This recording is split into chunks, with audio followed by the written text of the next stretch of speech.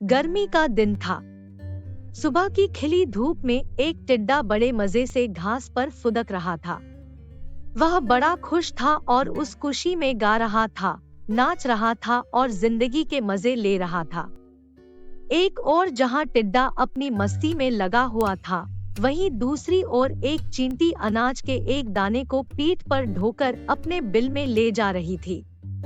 जब चींटी टिड्डे के पास से गुजरी तो टिड्डे ने उसे अपने पास बुलाया और कहा, प्यारी चींटी, आओ मजे करें। लेकिन चींटी ने मना कर दिया और अपने काम में लगी रही। वह पूरे दिन कड़ी मेहनत कर एक एक कर अनाज का दाना खेत से उठाकर अपने बिल तक ले जाती रही। अपनी मस्ती में डूबा टिड्डा चींटी को देखता और हंसता।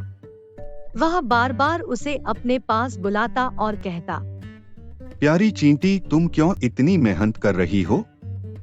आओ कुछ देर आराम करो, मेरा गाना सुनो।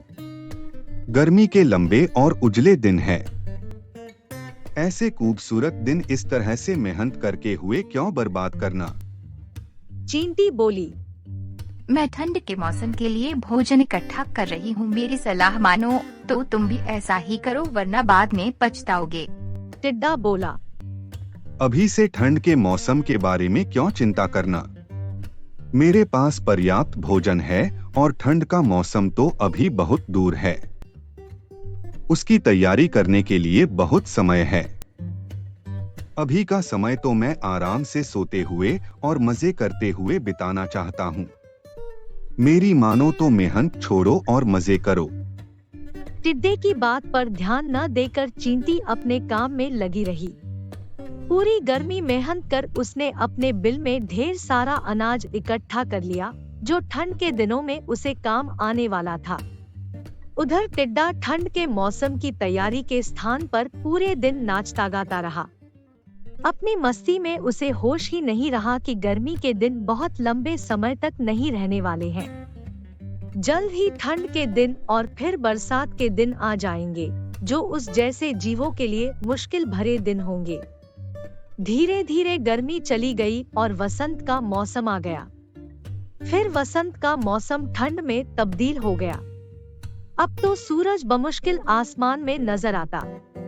दिन छोटे हो गए और रातें बड़ी हो गई थी। कड़कड़ाती ठंड पड़ने लगी थी और बर्फबारी होने लगी थी। अब टिड्डे को महसूस हुआ कि चींटी सही कह रही थी। उसे भी इस मौसम के लिए पहले से तैयारी करनी चाहिए थी। लेकिन वह तो पूरी गर्मी नाचता गाता और मजे करता रहा। अब न उसे गाना गाने का मन कर रहा था, न ही नाचने का। उसका भोजन खत्म हो चुका था। वह ठंड और भूख से तड़प रहा था। उसने सोचा नहीं था कि ठंड इतनी बुरी भी हो सकती है। उसके पास भोजन नहीं था, बर्फ से बचने का इंतजाम नहीं था। उसे लगने लगा कि जिस गर्मी के मौसम में उसने इतने मजे किए हैं, शायद अब अगली बार उस मौसम को देखने के लिए वह जिंदा ही न बचे। एक दिन भूख से तड़पते हुए बर्फीले मौसम में उसकी नजर चींटी पर पड़ी, जो अपने बिल में मजे से आराम कर रही थी। उसके पास पर्याप्त भोजन था और ठंड से बचने के लिए आसरा। टिड्डा पछताने लगा और रोने लगा। उसे समय बर्बाद करने का फल मिल चुका था। समय का सदुपयोग करें, अन्यथा समय हाथ से निकल जाने पर पछतावे के सिवाय कुछ हाथ नहीं आता।